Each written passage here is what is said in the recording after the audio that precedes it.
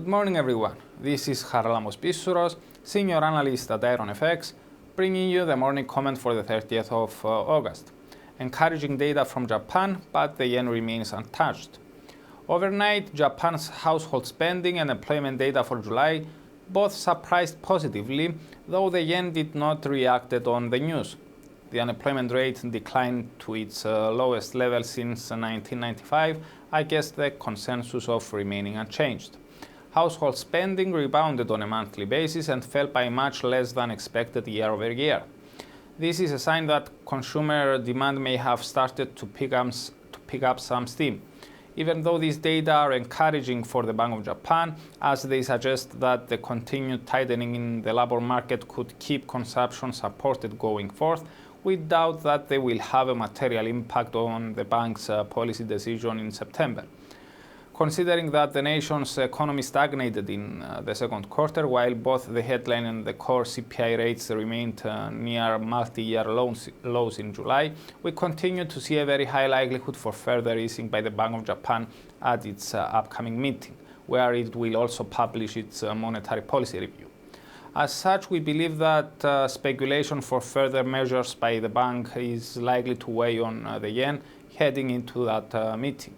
Combined with increasing speculation for a potential FOMC rate hike as early as September, we believe that the path of least resistance for dollar-yen may be to the upside over the coming weeks. As for today, during the European day, Germany's preliminary CPI for August is coming out one day ahead of Eurozone's preliminary inflation rate for the same month. As usual, Germany's regional CPIs will be released ahead of the country's overall print. Thus, we will look at the larger regions for guidance on where the headline figure may come in. The forecast is for the national rate to have ticked up, which could raise speculation that the bloc's CPI rate may meet its forecast of a minor increase as well.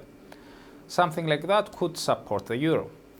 In the US, the Conference Board Consumer Confidence Index for August and the S&P Case-Shiller House Price Index for June are due out. From Canada, we get the current account balance for the second quarter. Expectations are for the nation's current account deficit to have narrowed, something that could support the loonie somewhat. We have only one speaker scheduled for today, Fed Vice Chair Stanley Fischer. Following his comments on Friday that Chair Yellen's remarks were consistent with the possibility of a September hike or even 2 hikes this year, his speech will be closely monitored. Any fresh comments on near-term monetary policy could prove to be a market mover for the dollar. For more information, including technical analysis, please read the full comment on IronFX.com or download our app and get all the information you need to trade. Also, you can follow us on Twitter, like us on Facebook, subscribe to our YouTube channel, or circle us on Google Plus to get more trading ideas. This is Charalambos Pissouros, Senior Analyst at IronFX, wishing you solid trading.